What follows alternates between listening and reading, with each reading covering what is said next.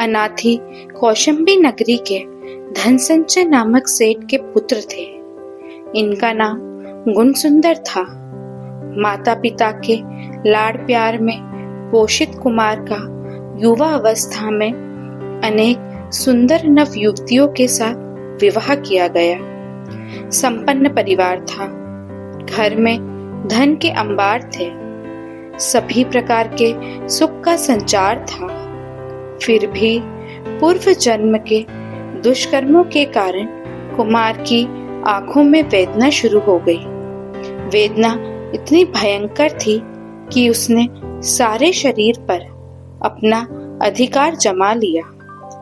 क्षण भर का चैन भी कुमार को नहीं मिल रहा था। अभिभावकों ने पैसे को पानी की तरह बहाया।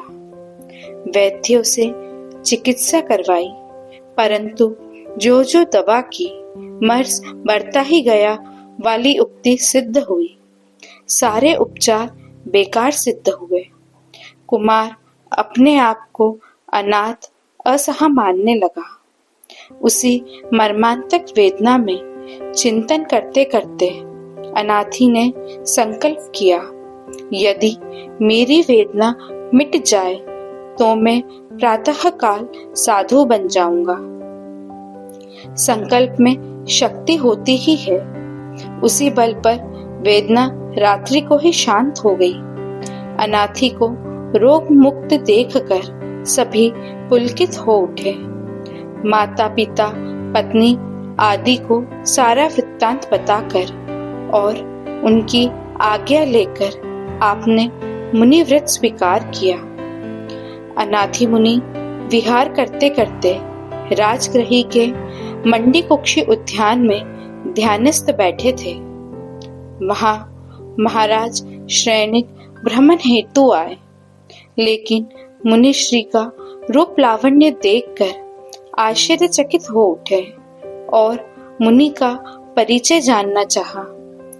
श्रेणिक उस समय तक बौद्ध थे। उन्होंने मुनिश्री से उनके दीक्षा लेने का कारण पूछा। मुनिश्री ने बताया, मैं अनाथ हूँ। इस उत्तर से राजा श्रेणिक ने अनुमान लगाया कि मुनिश्री का संरक्षण करने वाला कोई नहीं है और अपने आप को अनाथ समझकर साधु बने हैं।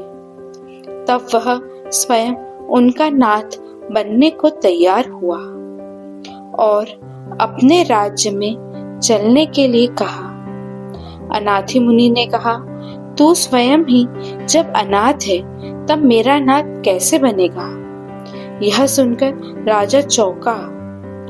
मुनिश्री ने आगे कहा, धन संपत्ति के बल पर तुम यदि नाथ बनना चाहते हो तो वैभव की कमी तो मेरे घर में भी नहीं थी।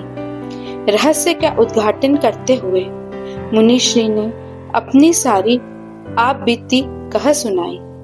साथ ही यह भी बताया कि मात्र संयम लेने मात्र से कोई नाथ नहीं हो जाता है।